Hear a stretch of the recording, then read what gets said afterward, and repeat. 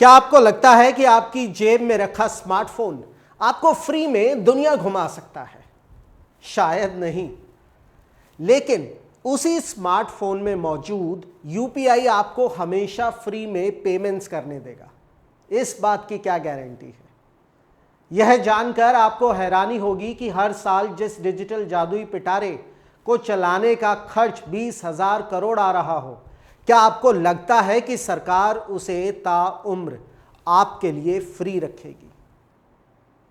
अगर नहीं लगता है तो आप बिल्कुल सही सोच रहे हैं और असली खेल अब शुरू हो चुका है।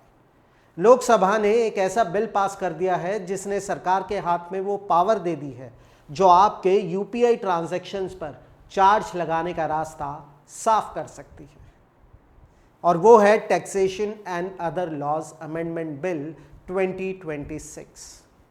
नाम पर मत जाइए, इसके अंदर जो छिपा है वो आपकी जेब ढीली कर सकता है। लेकिन क्या सच में अब हर समोसे और चाय के पैसे पर यूपीआई चार्ज कटेगा?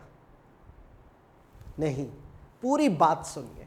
यह बिल कोई नया चार्ज नहीं लगा रहा है, बल्कि कानून के एक पुराने पेज को बदल रहा है, और वो है सेक्शन 10A। यह वो कानूनी शील्ड थी जो बैंकों और पेमेंट्स कंपनियों को यूपीआई ट्रांजैक्शन पर चार्ज लेने से रोकती थी। अब सरकार ने उस शील्ड को हटा दिया है। अब सरकार खुद एक नोटिफिकेशन जारी करके तय करेगी कि किसे फ्री रखना है और किससे कितने पैसे वसूलने हैं। यानी चार्ज लगाने का पूरा ढांचा तैयार है। लेकिन सरकार को ऐसा करने की जरूरत क्यों पड़ी? क्या हमारा डिजिटल पेमेंट सिस्टम बिना किसी चार्ज के नहीं चल सकता था? दरअसल सच तो यह है कि कुछ भी फ्री नहीं होता। आरबीआई के गवर्नर संजय मल्होत्रा ने साफ कह दिया है, पेमेंट इंफ्रास्ट्रक्चर का खर्च किसी ना किसी को तो उठाना ही होगा। एक पल के लिए आप खुद सोचिए, कैश प्रिंट करने में आरबीआई हर साल 5,000 करोड़ खर्च करता है। डेबिट कार्ड्स के लिए बैंक ग्राहकों से भारी रकम वसूलते हैं, 7,564 करोड़ सिर्फ 2025-26 फाइनेंशियल ईयर में। तो फिर इस यूपीआई और रुपे इंफ्रास्ट्रक्चर को सुरक्षित और मजबूत रखने का खर्चा जो सालाना 10,000 करोड़ से 20,000 करोड़ के बीच है, वो कौन देगा? Mobile app, customer support, transaction को चेक करना, धोखाधड़ी रोकना, साइबर सिक्योरिटी, इन सब में पैसे लगते हैं। अभी तक सरकार 2,000 करोड़ की सब्सिडी दे रही थी, लेकिन एक रिपोर्ट के मुताबिक यह तो कुल खर्च का सिर्फ 11% ही है। तो बाकी का 89% कौन देगा? यही वो सवाल है जिस पर घमासान मचा हुआ है। विपक्ष के नेता जयराम रमेश ने सीधा आरोप लगाया है, सरकार ने यूपीआई को फ्री रखने की कानूनी गारंटी खत्म कर दी है। उनका कहना है कि आज नहीं तो कल इस एमडीआर यानी मर्चेंट डिस्काउंट रेट का बोझ आम जनता पर ही आएगा। उन्होंने एक बड़ा मुद्दा उठाया, यूएस ट्रेड रिप्रेजेंटेशन की रिपोर्ट का हवाला देते हुए कहा कि विदेशी कंपनियां जैसे वीजा और मास्टरकार्ड चाहती हैं कि यूपीआई फ्री ना रहे ताकि वो इंडियन मार्केट में वापस आ सके। लेकिन क्या सच में आम लोगों पर इसका असर पड़ेगा? अगर वित्त मंत्री निर्मला सीतारमण के दावों की बात करें तो उन्होंने इन सभी दावों को खारिज कर दिया है।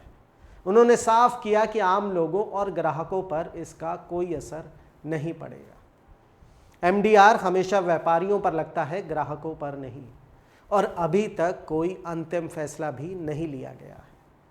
फिनटेक एक्सपर्ट्स का मानना है कि एक व्यवहारिक रास्ता यह हो सकता है कि 0.25% से 0.6% तक का एमडीआर सिर्फ उन बड़े व्यापारियों पर लगाया जाए जिनका सालाना कारोबार 50 करोड़ से ज़्यादा है, और यह चार्ज भी सिर्फ 2,000 रुपये से ऊपर के पेमेंट्स पर लग सकता है।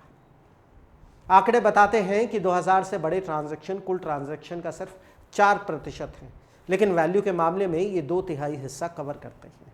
यानी आपके छोटे मोटे पेमेंट्स पूरी तरह सुरक्षित रह सकते हैं।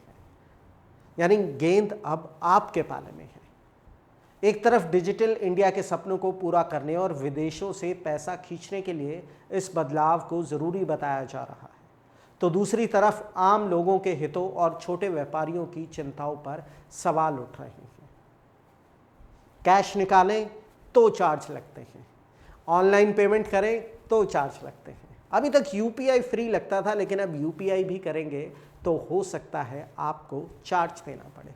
और अगर कुछ एक्सपर्ट्स की बात माने जो ये कहते हैं कि हो सकता है ये जो चार्ज है ये व्यापारी दे, लेकिन व्यापारी इतना बुद्धू नहीं होता साहब, वो आपके पैसे में ही अपने पैसे एडजस्ट करेगा। तो आपको क्या लगता है कि यूपीआई को पूरी तरह फ्री रखने के लिए सरकार को पूरी जिम्मेदारी उठानी चाहिए, या फिर इसे सुरक्षित और मजबूत रखने के लिए बड़े व्यापारियों पर चार्ज लगाना सही कदम है? क्या इस नए कानून से आपके मन में कोई डर पैदा हुआ है?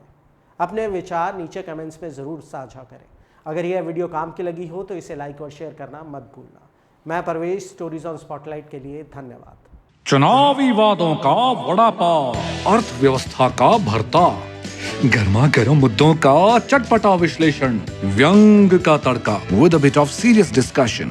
हर हफ्ते special episodes, stories on spotlight with Parvesh Pamil, only on rapid leaks YouTube channel.